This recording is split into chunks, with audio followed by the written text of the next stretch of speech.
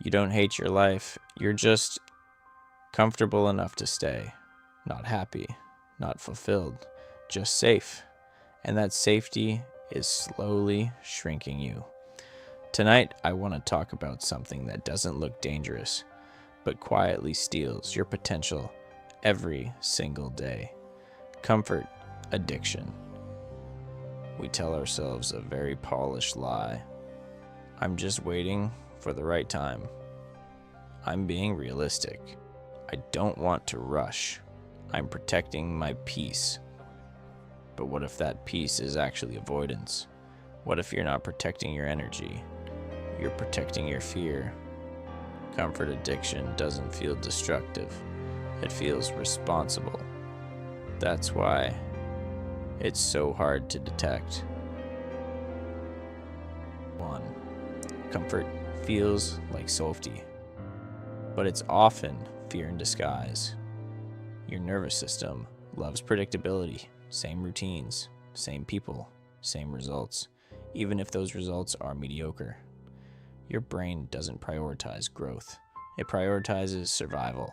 So when you think, I don't want to risk it, what you're really saying is, I don't want to feel uncertainty. But growth is uncertainty. If you only move when you feel ready, you will never move, because ready is a myth. Comfort whispers, stay where you are. It's fine. And slowly, fine becomes your ceiling. 2. You confuse stability with stagnation. There's a difference between being grounded and being stuck. But comfort addiction blurs that line. You say, at least I have something. At least it's not worse. At least I'm okay. At least is the language of quiet resignation.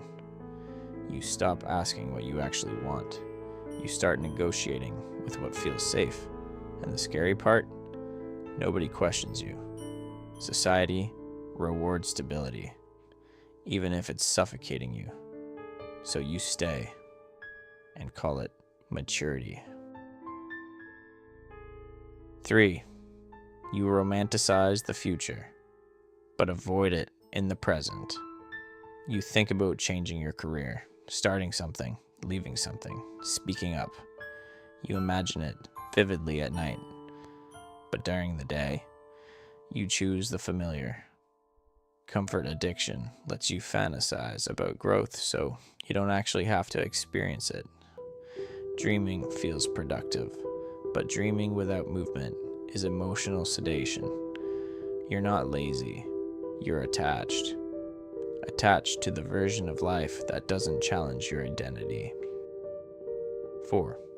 You say you want more, but you protect what you have. Be honest, if opportunity knocked tomorrow, real opportunity, would you actually take it? Or would you hesitate? Because wanting more sounds brave, but risking what you currently have, that's different. Comfort addiction makes you defensive.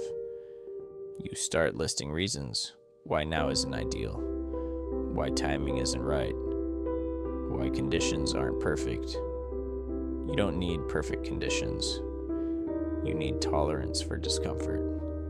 And that's the muscle you've stopped training. 5. The cost is invisible. Until it isn't, comfort doesn't explode your life. It erodes it, quietly, year by year. You wake up one day realizing you didn't fail, you just never tried, and regret doesn't scream. It lingers. It shows up in subtle envy, in irritation, in unexplained restlessness. That restlessness, it's the part of you that knows you traded expansion for ease. 6. Comfort. Addiction is self-protection. But from what? Here's the deeper layer. Comfort addiction isn't weakness, it's self-protection. You're protecting yourself from embarrassment, rejection, looking inexperienced, losing status, failing publicly. But ask yourself, are you protecting your dignity or protecting your ego? Because growth will bruise both. And the longer you avoid discomfort, the smaller your world becomes. This isn't about quitting your job tomorrow or making dramatic changes. It's about noticing the pattern. Where are you choosing comfort over alignment? Where are you staying small because it's familiar? Comfort addiction doesn't ruin your life overnight. It convinces you that this version of your life is all you deserve. And that's the most dangerous part. If nothing changes in the next 5 years, if your routines, risks, and excuses stay exactly the same, will you respect yourself? Or will you quietly resent the version of you that chose comfort over courage? Sit with that. If this resonated, stay for the next reflection.